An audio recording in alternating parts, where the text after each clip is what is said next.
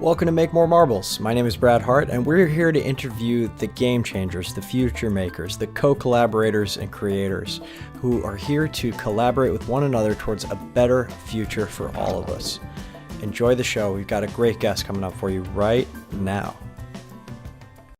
Welcome to Make More Marbles. My name is Brad Hart, and today I have Taryn Southern on the show. What's going on, Taryn?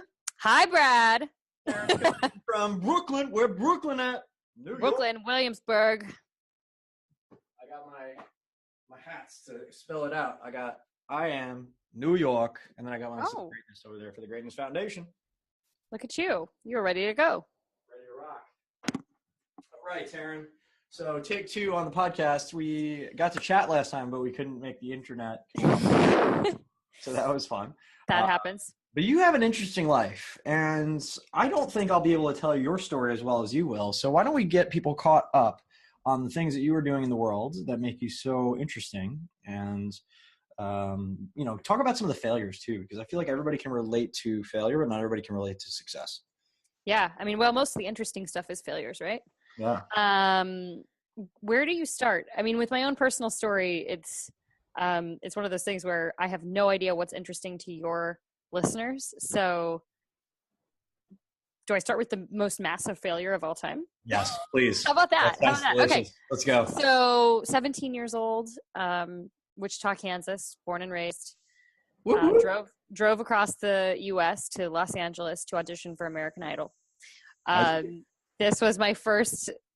This was really my first foray into entertainment, and I was on the show for a couple of months, competed in the finals, and forgot all of my lyrics on national television. Oh, you poor thing. Yeah, yep, cried in Ryan Seacrest's arms. Oh! Determined that I was destined to never be on camera or perform ever again. Wow. So went to college and studied anthropology instead of performing arts. Wow. And that was my first entry point into the dark world of entertainment. You had the shame spiral and the Seacrest thing all in one day. Hard to recover from that. Fortunately, it was before YouTube days, so I was not forced to rewatch that clip in perpetuity. I don't even know. It was the original judges, Simon, Paula, and Randy, season 3. Were they mean or were they nice? Well, I think they felt so bad for me because I was a little 17-year-old that was just petrified. I'd never performed live in front of anyone outside of my high school theater, so national television was a thing. But no, they were actually pretty nice. Paula had said something like, "Oh, sweetheart, you've got a voice of an angel, but you just need to get out to some karaoke bars." That's sweet. Well, at least work out the nerves. But that was pretty soul crushing. That was my first big. That was my first big failure. That was a big door that closed. It's really funny. Like a dream. I'm remembering something I haven't thought of in a long time. When I was in college, I actually had a acting class that I studied. Like, you do the lines, you're on the scene a million times, and we had it down, my partner and I blanked during the performance for no reason. I just, just whatever, nerves. And the girl I was with, I'll never forget, she started bawling on stage. Because you screwed up her line. I screwed up my line. She's so upset that I screwed up that she starts crying. So I immediately, of course, made a very healthy association with that. Oh, no. Bless her heart. But here's the craziest part is that somehow we still got an A in the class because she's, the teacher even knew that we had put in the work. It wasn't that, it's just a little foible on the day of. So she graded us on our performance in training for the event, not just the event itself. And that was nice of her. So we got an A anyway. And I learned that even when you fail miserably in front of everybody, you can still get an A. You can still win. Things can still turn out okay. You still turn out okay. So, all right. So now this is the first foray into the entertainment industry. Now you are an entertainment industry wizard / guru / million things going on, cool projects. Some you can talk about, some you can't talk about. What I really want to dig into today is some of the stuff we talked about last time. And I just want to be sensitive to the things that are, still in pending flux and still able to be talked about. And more often, like the way that society is shifting and how you see that, and being a female in the entertainment industry, some of the things that, you feel are shifting and in a positive direction, some things that you feel still need work. And what are the best ways to move forward with that? Not that, all men are terrible and not that all women, need to feel afraid in that industry, certainly, but There are certainly bad actors, and they're being brought to light in rapid succession. I went away from Facebook or from new media really for like 30 days. I came back and I'm like, oh, what? Oh, really? Him too? Oh, it was kind of crazy. Yeah. So I'd love to hear your insider's take on this and what you think can be done about it. Goodness. Well, okay, but there's a lot here to unpack. So maybe it's helpful to just give a bit more frame to your audience as to my background, because I think that informs some of my opinions on this matter, which, if anyone is uncertain, we are referring to the Me Too movement. Hashtag Me Too. Just in case that wasn't obvious. So I've been in the entertainment industry now for, 12 years. I did go to school. I studied anthropology. I ended up moving back to LA to host a pilot for Discovery Channel. And that led me to pursue a myriad of jobs in the entertainment industry. And I've been very fortunate in that I have never had to get a day job, which is awesome. I've worked as an actress for television and film, sitcoms, as a television host for shows on Discovery Channel and MTV and VH1 and a bunch of random stuff that some of you might have seen. Also as a writer and producer and later digital media personality / YouTuber. So done a myriad of things. And the last 2 years, I really sort of jumped ship, so to speak, into telling stories that revolve around transformative tech, AR, VR, AI, all the crypto, all the buzzwords. And so I've really kind of found my place doing something I'm super passionate about that's a little bit avant-garde and out there. But I've had I've had both the wonderful pleasure and also some of the terrifying situations occur from being part of every facet of the entertainment industry. So I've pretty much seen it all, but fortunately not as bad as I think some other women have had it. I think when you enter an industry where you've got every prom king and queen in America packing their bags and suitcases, driving their cars across the US to pursue this crazy dream in which there is no obvious path to success. It's a lot of who you know. It's a lot of connections. It's a lot of who you're dating. It's a lot of all the things that you would expect. And you're going to, of course, see like you said, a lot of bad actors who take advantage of that ecosystem. So I was lucky in a sense in that most of my career, I've been pretty active in setting up my own work as a producer, as a writer, as a creator. And that shifts the balance of power a bit when you're not just the one showing up to auditions hoping to get a job, when you're the one actually writing the material, producing the material, finding the financing.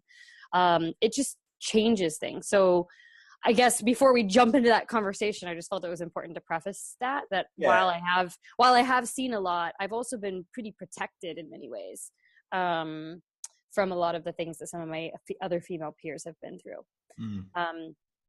And I also feel like I've just been as savvy as I could be about sidestepping, shall we say, the slime balls.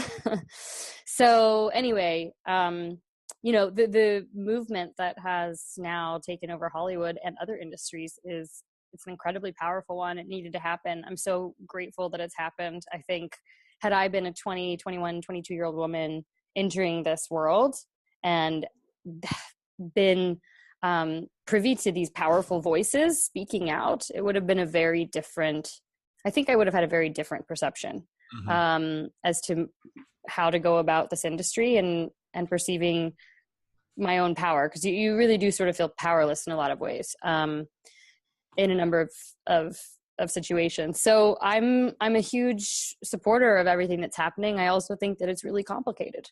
And it's becoming more and more complicated as time goes on.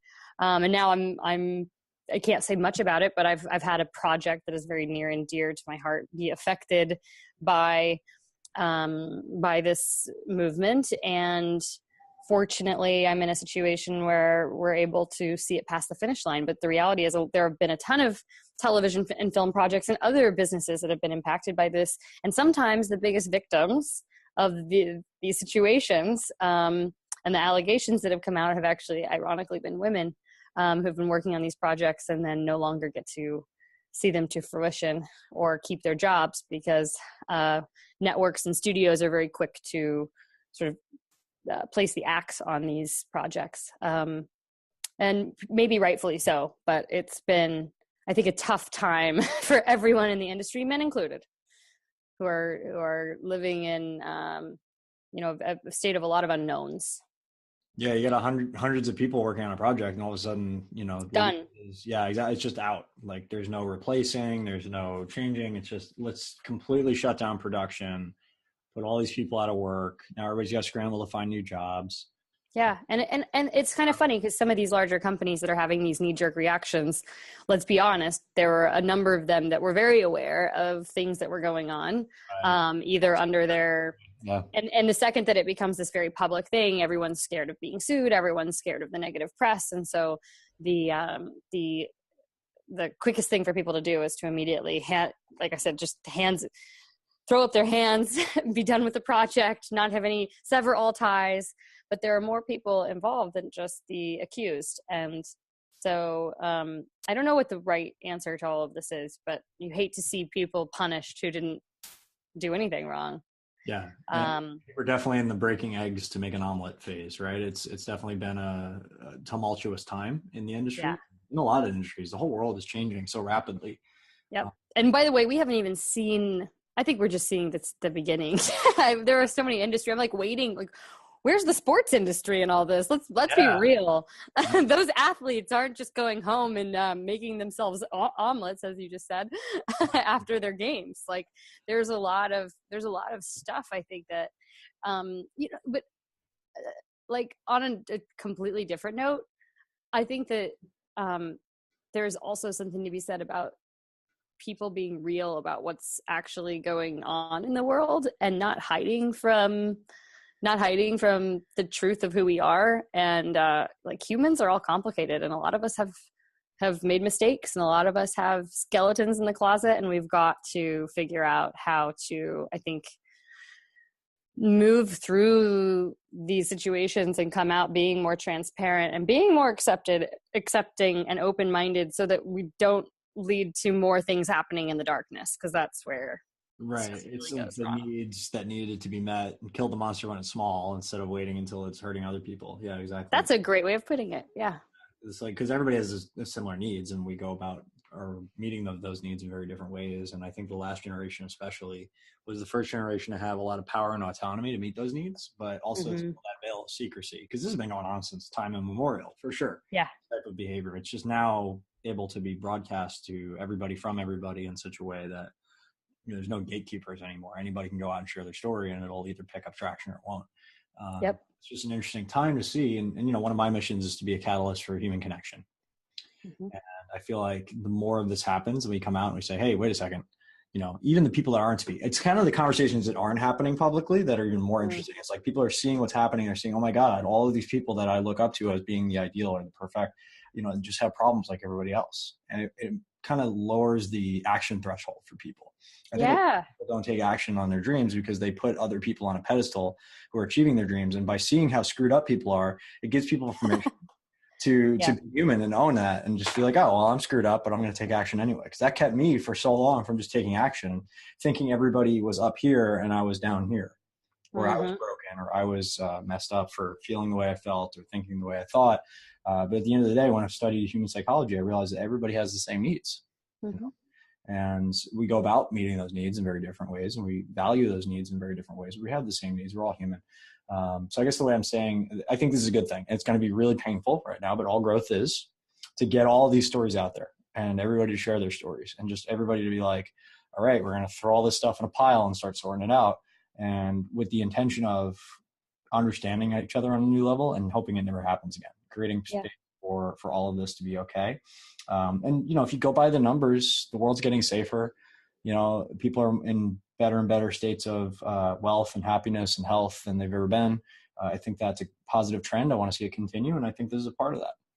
It really is. Yep. And you can zoom out and see the forest for the trees. I think I think that'll ultimately win the day. That message is like the world is getting better despite its fits and starts. But guess what? These bad actors can't hide behind their bullshit anymore. They got to really sort these problems out, and it's making people step up and own their shit in a way that's never happened before. But it's just, it's so crazy to see how Voltaire was right, or Lord Acton, I forget which one it was, that said, absolute power corrupts absolutely. It's really true, right? People in powerful positions abuse other people. Mm-hmm. So what if we spread the power around? Been that way for a long time. If you just spread the power around and give individuals more power, I think the world gets safer, right? If you have Superman and he's the only Superman, he's got the personality of Hitler, that's a fucking problem. But if everybody's Superman, one Hitler Superman's not a big deal. Yeah, so, absolutely. Taryn, let's talk a little bit about some of your YouTube stuff and some of the things you've been doing. I mean, you've had incredible success using social media to increase viewership and awareness for different things. You know, you've worked in the traditional entertainment industry, but also on the cutting edge. So let's kind of move forward to some of these projects that you worked on and what you are most proud of, or some of the big takeaways there. Sure. I uploaded my first YouTube video in 2007, so it was relatively soon after the site had launched, and I was immediately struck by the power of the internet and being able to share video content. It was still the wild, wild west, and I couldn't even get an audition to save my life in front of a casting director and 2 people. So uploading a video and having it seen by, I think it was 1.5 million people saw my first video on YouTube was a big, I mean, it was a big win, right? It was like, wow, that I don't necessarily have to wait for those gatekeepers to say, yes, I can just do it on my own. And so that was really empowering. And while I was working in television and film, and it took years, I think literally 4 years to book my first television job, but I started making more and more YouTube videos, and it was around 2012 that it became clear I could actually make a living doing that. So I quit in 2013, 2014, I quit everything I was doing in television and film, started my YouTube channel, and was uploading a video a week for 2 years. Also worked with a lot of other companies to produce digital content for them, help them with their digital media strategy, get influencers into their videos, just sort of run comprehensive media strategy. And it was really interesting, and it was really fun. And then I realized around 2016 that I was burned out. I had produced so much content. I think it was over 1,000 videos at this point in time. Oh, wow. Good for you. Over, a handful of years. And the landscape had also changed so drastically in the sense that it was no longer just about YouTube. It was about YouTube, Instagram, Facebook, Twitter, Snapchat, live video streaming. Every single one of these social media stars, in order to maintain their audience and to diversify, so they weren't completely dependent on one platform, they were forced to make content for all of them, and not just one video a week. We're talking about 3 videos a week, 5 videos a week, plus all the other content. And so it just or if you're a maniac, a video a day like Casey Neistat for however many. Yeah, Casey. I mean, man, what an incredible. I mean, and he rocked it. I still don't know how he maintains his sanity, but he's not human. He's not human. He sleeps like 4 hours a day. He's an unbelievable superhuman person, and incredibly talented. But even he gets burned out. And I just thought, this is not self-sustainable, nor do I feel creative anymore. I feel like I jumped on a different kind of hamster wheel. Even though I have all the power, so to speak, I'm actually disempowered by algorithms. So before, my boss in film and television were the casting directors and the studios, and I had to hope to get work from them. And now I was at the mercy of algorithms determining whether or not they would bury my content, because if I didn't post every day, I'd get punished. Algorithms are the new gatekeepers, and slave drivers of the modern age. That's right. Create content or die. That's right. Wow. And that's a terribly disempowering state to be in. So I kind of, you're right. I went from one quote unquote slave driver to another. And you think your boss is an asshole, right? Yeah, exactly. At least your boss gives you maternity leave for Christmas vacation, right? Algorithms don't give a I don't know if I'm able to swear on here, so I won't. But it was true. I was just exhausted. So I took time off, and I thought, I will just wait until something interesting comes along. And I was just so lucky to be able to afford that time. Thank you, YouTube. And I started getting really excited about the AR, VR communities. They felt very much like the YouTube community circa 2006, 2007, a lot of collaboration and learning going on. So I learned how to make VR content, 360 and animated VR.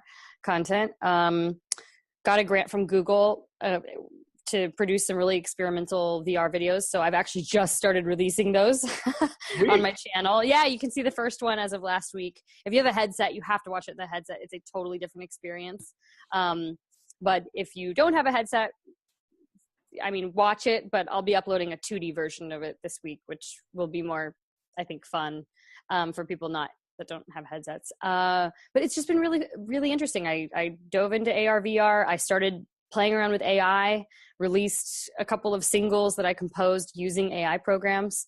I've since partnered with IBM Watson and Amper and Google Magenta and another company called IVA to create an entire album composed. Yeah, I saw that actually on The Verge. That's really cool. Question for you. Thank you. Yeah. So what does the AI do exactly? Walk us through it. I've actually produced an album myself. I have 6-track EP. Oh, awesome. 2011, which whatever. It's not gonna make 1.5 million views on YouTube, but I did it. It was pretty traditional, did a lot of the instruments ourselves and all that. So I'm understanding the process, but how does AI change the process and augment the process and ultimately make it easier to produce music? Well, of course, it depends on the AI platform and what it's been built to do by the different software engineers. But the process really isn't that different from working with a human collaborator. It just depends on the skill sets that your other collaborators coming to the table with. So with a platform like Watson, I am choosing to feed Watson a set of data. And that data is essentially music. And I can pick music in certain genres or from certain artists in the hopes that that algorithm will then learn certain sets of rules governed by that data. And then from there, I can set parameters around the types of music I want it to make. So for instance, I can say, Watson, here are 150 songs from the 1820s. I want you to learn from this classical music. And then I want you to fit your learnings into a pop song parameter with a BPM of 92 using the instrumentation of drums, piano, violin, and a synth, and have the structure of verse, chorus, verse, chorus. I'm trying to think of other parameters that I can put into place, but then it like pops out music. And from Don't there, mess it up, no pressure. Yeah, but from those renders, you can take those renders and you can change as little or as much as you like.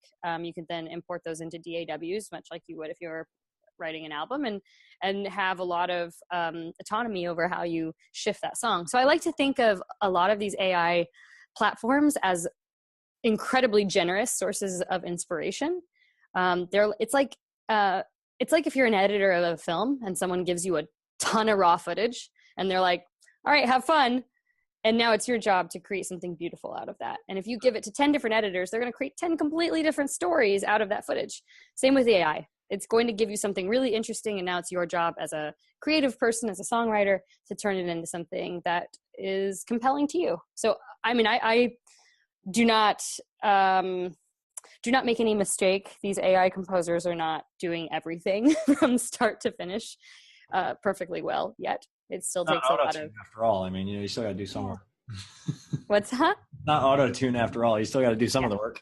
You do. There is still a lot of work, but what is exciting about it is someone like myself who has to work with a human producer every time I make music, because I don't have a traditional music production background. I can use these AI platforms to produce from start to finish without having to work with someone, which is really empowering as a creative person, because if you don't know anyone who's talented in that space, or you lack the resources to pay a producer to record, or whatever the case may be, this is a way for you to actually make music from scratch and make it your own, which I think is really cool. And I just flash forward into my mind to that movie with Joaquin Phoenix.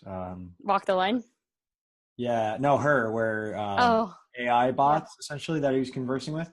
And I could see in the future, like, collaborating with AI as if you were working with other people and being able to create in this amazing space where you feel fully supported and there's no limits. It's whatever you can bring to the table, they can catch up and then some. So that's right. And I know that there's a lot of dystopia. There are probably more dystopian views of AI than optimistic ones, certainly in the realm of creativity. But I actually see the capabilities of AI as being massive box openers, because like I said, I can work with AI that have analyzed every piece of piano sheet music from the Baroque period to Beethoven to Mozart I can have them look at jazz music or samba or types of music that I would never integrate into pop electronic sounds, which is what I like. And now I have the opportunity to do that. So I think it actually just widens the scope of influence that you have as an artist. That's badass. Yeah, we've had Kevin Kelly on the show and Chris Nicholson and a couple other really big AI folks. And I'm just fascinated by the space. And they made a really great point, is that AI only does what we do faster, right? It only has one type of intelligence right now, which is logical, linear problem solving, but it's just a lot faster and can compute a lot more data and pull from a lot more data sets at once. But there are so many different ways to approach problems and to think that we haven't really been tapped into the potential that in that, which is really fascinating. So I'm excited to see what new approaches through new sensory inputs that we haven't really even thought of yet. Because the way humans think about the world is only one way. There might be tens of thousands of ways to think about the world. We are so biased and so myopic in our thinking. And in some ways, I think AI is going to be a big eye opener for us. Yeah. Exciting. It could be. That's awesome, Taryn. So, okay, I know you had a project that was sadly upturned by this latest event. But it's still moving forward. So okay. So you're still working. I'm excited. Yeah, I've sort of taken over the ship, so to speak, on this project. And we've got an amazing team of women who've all come together to get it over the finish line. And it's a feature documentary on the future of human intelligence. And we explore what it means to be human by following the scientists, pioneers, and patients at the front lines of discovery around the brain. Can you share one story from that? Sure. Let me see. What would be the best story? I mean, I think the most fun story, of course, is when the more fun stories are the ones that explore the idea of enhancement, right? So we've got a patient that we followed who's been blind for over 12 years from a congenital disease. And he received a special retinal surgery using deep brain stimulation, electrodes implanted in the brain, which then process moving pictures through a chip that's implanted in the eye, which allow him to see again. Wow. What's really cool, though, is that this technology also, not only does it give you, it can give you quite honestly better vision than you would have normally, but I think what's maybe more interesting is the fact that you can also have things like infrared capabilities. So imagine being a human walking around and seeing other human bodies and being able to sense heat. But of course, because this is a computer chip, right? So it's able to do things in the retina that other humans can't do. And this brings up a lot of questions. Like, everyone seems to be fine when the blind guy can see again, but all of a sudden the blind guy can sense heat, and it's like everybody's scared. Right, because they saw Predator. They see how this is going. Yeah, but at the same time, it's also, this is why this documentary is so important to me, because I think we are moving into this era of self-directed evolution, where we can basically, with synthetic biology and with AI, we can create anything we want outside of ourselves. So what happens when we can start doing that inside of ourselves? What does that mean for the human race? Does it still make us human? And I'm not here to say how people should think. I just want people to think about this stuff. Yeah, and I've certainly, human moments. I've seen some of my really beautiful, chiseled, ruggedly featured 8-packed friends running around here in San Diego, and I'm like, oh, a little bit sometimes. But then I think, like, well, eventually we'll be able to all look at that if we want to. It'll get boring and commonplace, right? Beauty is common now. It's getting more common all the time. If you've ever lived in a place like San Diego or New York or LA, the beautiful people, they're like buses. They go by every 5 minutes. But in the future, we'll all have that capability if we want to. Right. It's just humans readily accept all kinds of forms of enhancement. Back in the Middle Ages, glasses were considered an abomination created by the devil. And now, I don't know if you'd say that to anyone who wears glasses, but if you even sunglasses, right? They allow us to be able to look directly at the sun. I just want night vision. That's not a normal human capability. Yeah, I just want night vision. That's all I want. Yeah, I know. Night vision's pretty cool. So I can finally sneak up on the cat. So funny. I kind of want night vision too. So we explore things like that. That's rad. Yeah. When will we see it? When's it live? Well, we're working on it now. We've got another couple months of production and post-production, and then hopefully, cross your fingers that we'll be out in theaters early next year. Fantastic. Can't wait. Hey, what are your favorite movies right now that you've seen in the last maybe, 6 months? Ooh, that's like this question is always so hard because I feel like I can never remember what I've enjoyed. But I mean, I'm a big doc buff, so I like banking on Bitcoin. For anyone who's just interested in crypto, it's a fun piece. Oh my goodness, I'm just at a loss. I know I've seen really great movies. Bitcoin is actually a solid one. I recommended it on my little cheat sheet there. You know, we're big in the crypto space. Yeah, of course. It's a good 101 for people interested. It does a good job with visuals. Can we talk about crypto? Let's pivot a little bit. Let's talk about crypto. What you're doing in crypto, what you're excited about in the blockchain space. You know, I've got my thoughts, and my listeners are probably tired of hearing them, but it's such a cool space. And what you're excited about. Sure. I started a group with two other girlfriends of mine called Ladies of Crypto. We've got a Facebook group, space for women to come together and ask questions and talk about their latest investments and give advice. And it's just, it's really fun. So if you're a lady listening to this, feel free to look us up and join the group. I also released a token last fall that was a fun creative experiment for my album. I gave away free tokens, the Taryn token, which would allow anyone who is a holder of that token to not only collaborate with me on a song, but also to receive back-end royalties on that piece of music. Wow. So the whole point of that was to just demonstrate that there are new ways to bring people together, collaborate, and incentivize people towards creative collaboration. So that's brilliant. Is that an ERC20 token? Is that on the Ethereum blockchain? It's on the Ethereum blockchain. So it's ERC20, and then did you code it yourself on Solidity? Or? I teamed up with a team called Trust Token, so you can look them up. They're awesome. They can pretty much tokenize any kind of asset, and then through the tokenization of that asset, split back end, whether it's royalties or ownership of that asset using a trust system, and then running that through Ethereum smart contracts. So, well, I just found a new funding model. I'm making marbles. That's what I'm doing. Great, yeah. And so, I mean, mine, I didn't even raise money. I just wanted to encourage creative participation and see what happens. But I think at some point it could certainly be used for artists looking to independently finance things and give up back end in their projects, much like the old school patronage models back in the day. Except crypto, because everything now is like, it's the Uber of this became, now it's this plus crypto or this blockchain. Exactly. That's how it's all moving. But yeah, I mean, I love the space. I'm invested in the space. I hope I don't lose all my money like everybody else. It's a fun, really fun time, but it's a crazy time. And to be honest, I've been so underwater the last 2 months with my projects. I haven't been as on top of it. I also noticed over Christmas break that I was noticeably more anxious than usual because I was watching my trades all day long. I was like, I got to stop this. This is not healthy. Yeah. Now you're coming into my world where I used to run a hedge fund, and that's right. Yeah. The blood pressure goes up for sure. Self-mastery is market mastery. It really is. You have to be able to handle your emotions no matter what's going on. And everybody's wired for the exact opposite of what works in the markets. And you have to train yourself to get to a place where you can just be detached from whatever's going on. What are you excited about right now in the space? Oh, lots. I mean, we got our course that's going on the trading bot.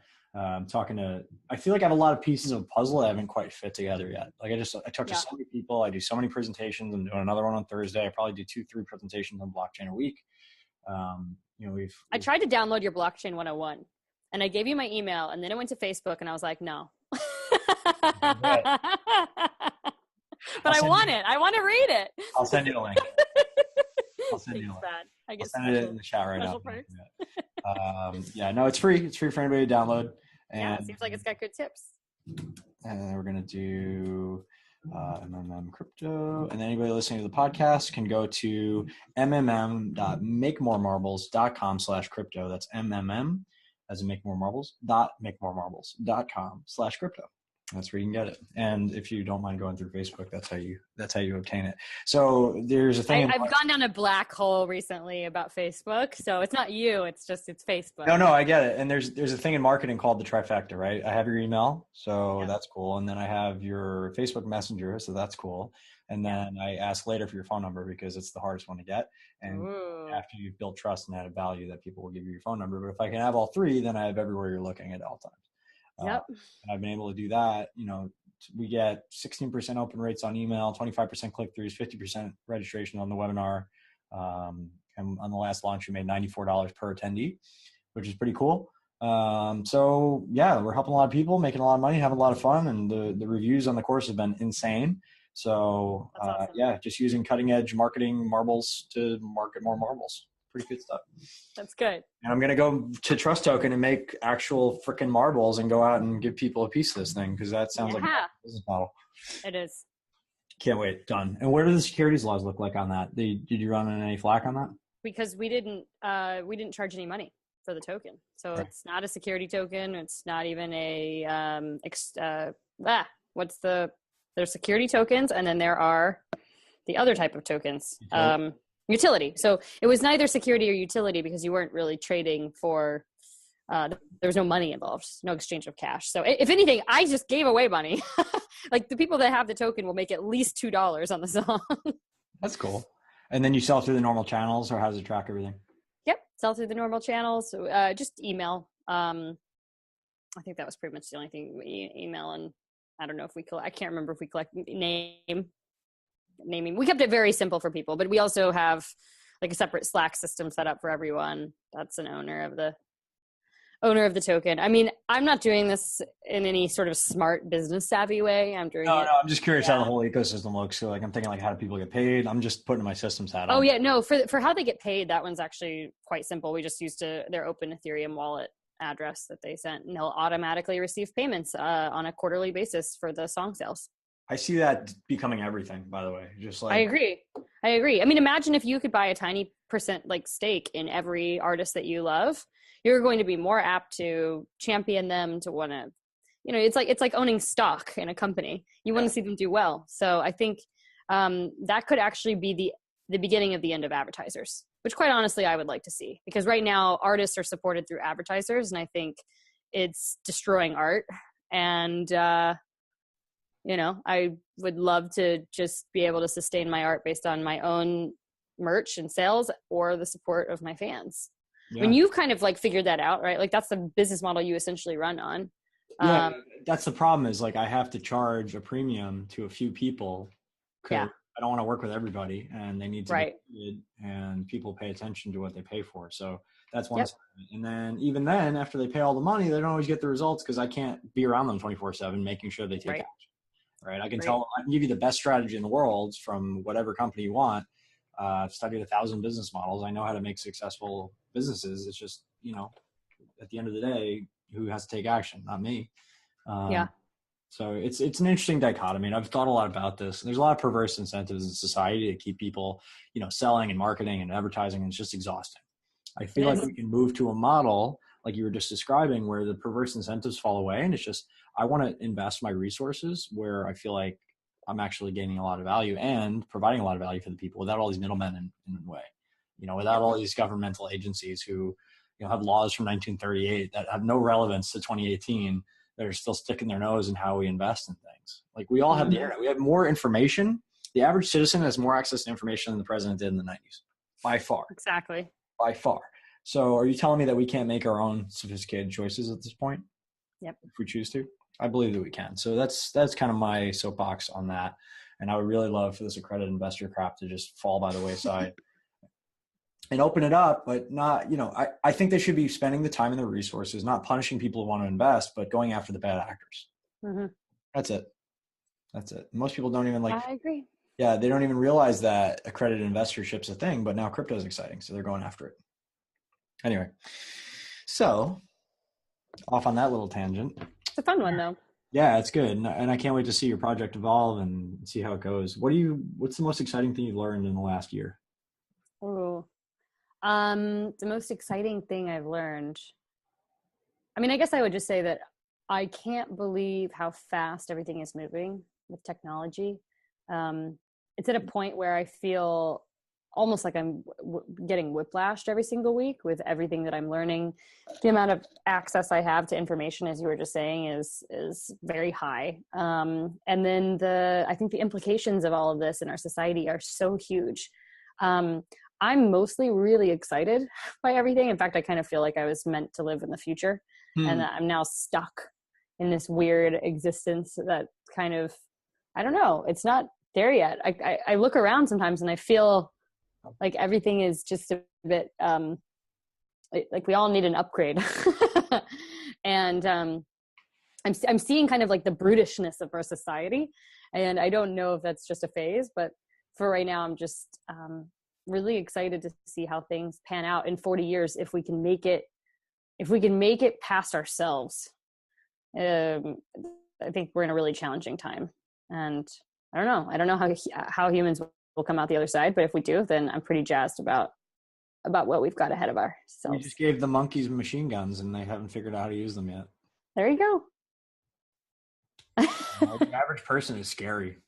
Yeah, the average person is kind of scary.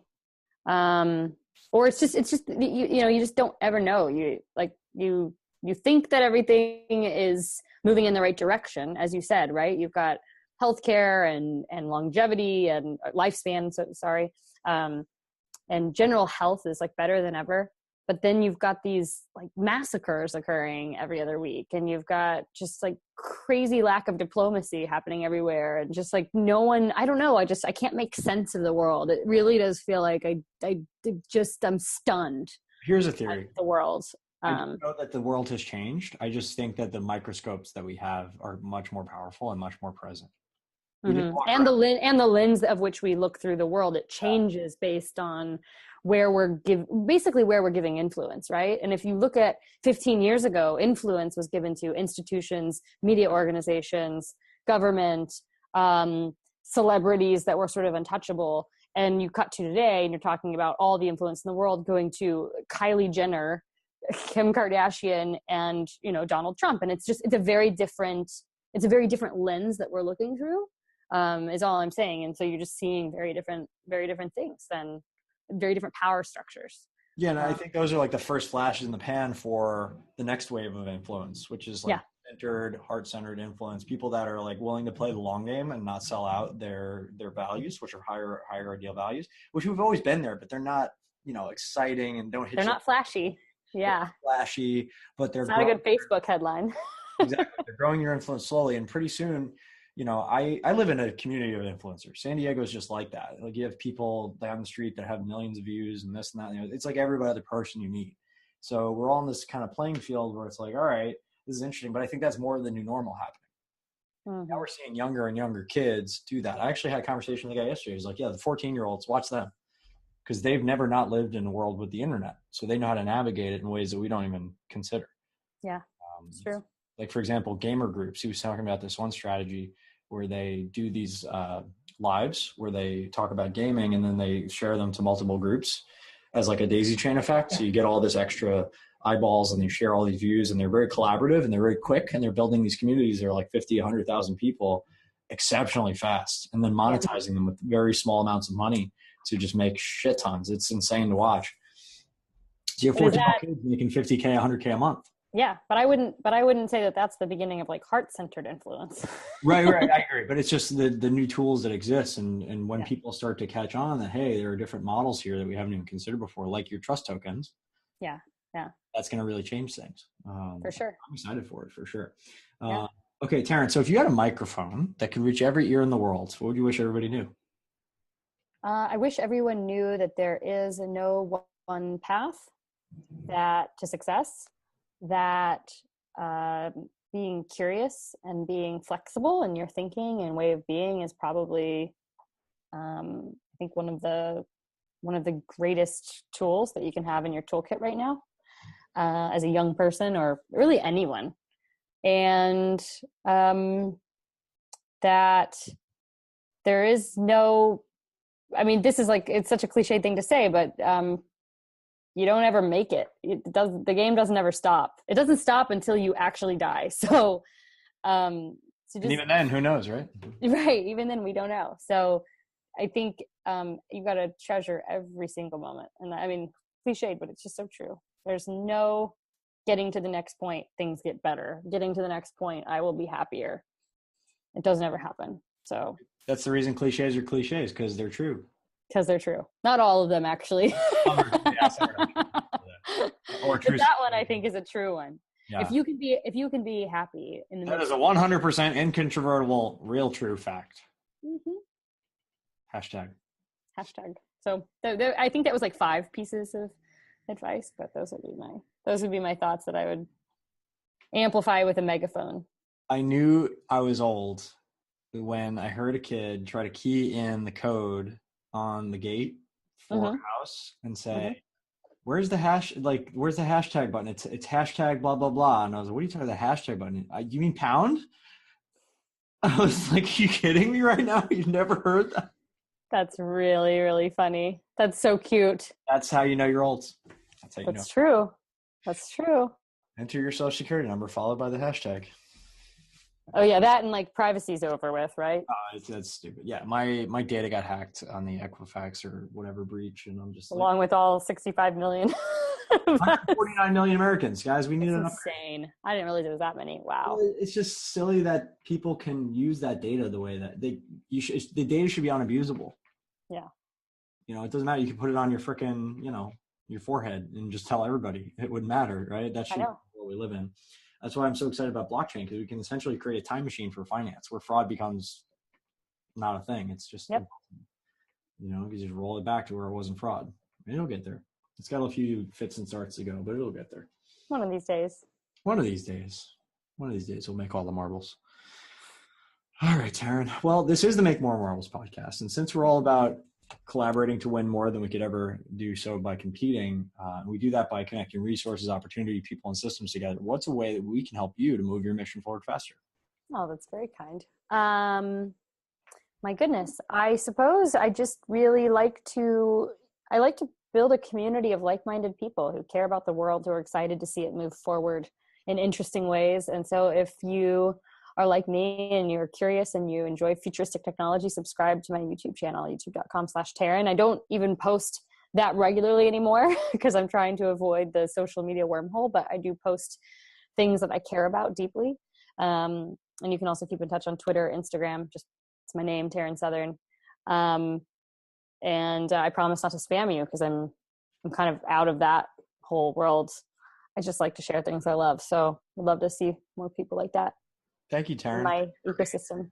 Yeah, thanks so much for having me. Enjoy my city. Don't get too cold. It's pretty freezing. Well, I got my hat on. I'm good. Be all set. It'll be good. What does your shirt say, by the way? Attack it hard? Attack it hard. I love it. Attack it hard. These are shirts actually I made, but yeah, I wear it a little too often, which maybe means that I need to attack it harder in terms of showering more often, wearing clean clothes.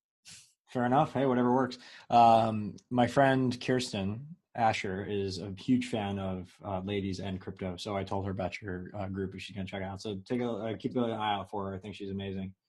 Perfect. Shout out to Kirsten. Woo-woo. Hi, Kirsten. Taryn, thank you so much for being on the show. Thank you. Make more marbles. You are awesome, rock star. You're fighting the good fight, and we love you dearly. And we'll hopefully have you on again sometime soon. Awesome. Thank you so much. Glad it worked out. Thanks so much for listening to the Make More Marbles podcast. For more tips, hacks, and strategies to create an amazing, abundant life in your health, wealth, and relationships, whatever that means to you, head on over to makemoremarbles.com. Check out our cool explainer video about what we're about, and join our community of entrepreneurial game changers. We want to help you level up your life in every possible way. And don't forget to subscribe to us on iTunes, Stitcher, or Google Play, wherever you listen to your podcasts, and please do leave a review. Thank you so much, and we'll see you on the next podcast.